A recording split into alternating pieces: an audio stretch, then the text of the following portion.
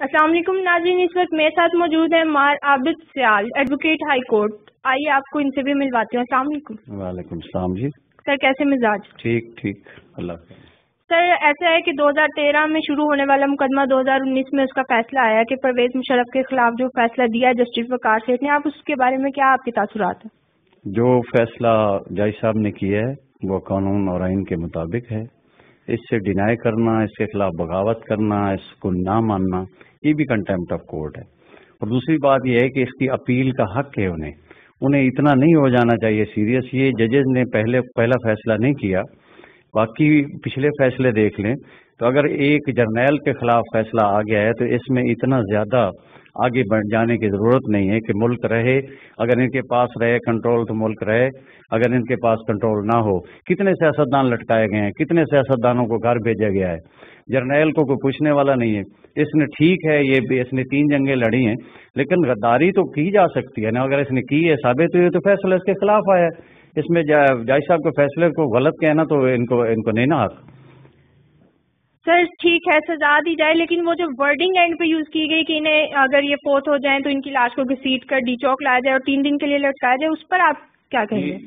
یہ توہین رسالت نہیں ہے، نعوذ باللہ۔ توہین رسالت میں انہوں نے لوگوں کو باہر بھیج دیا ہے۔ اس وقت یہ جرنیل اور یہ سیاستدان اور یہ سارے کدھر تھے، تو یہ توہین رسالت سے تو کم ہے نا۔ لیکن آئین سے غداری، آئین پاکستان کا قانون جو ہے اسلام کے مطابق ہے، وہ اسلام کے قانون کے مطابق جو ہے آئین کے ساتھ غداری جو ہے اس کی سزا جو بھی دے سکتا ہے، کوئی بھی دے سکتا ہے۔ اس میں ہاتھ کاٹے جا سکتے ہیں شریعت میں چور کے۔ تو یہ آئین کے غداری کی سزا جیسے جج نے مرتب کی ہے، جیسے فیصلہ دیا ہے جیسے جج صاحب نے، تو وہ ٹھیک ہے۔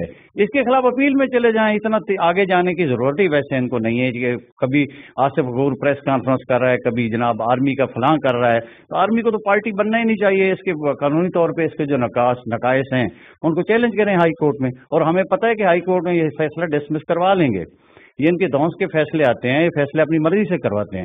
جوڈیشلی ہمیشہ ہی ان کی غلام رہی ہے۔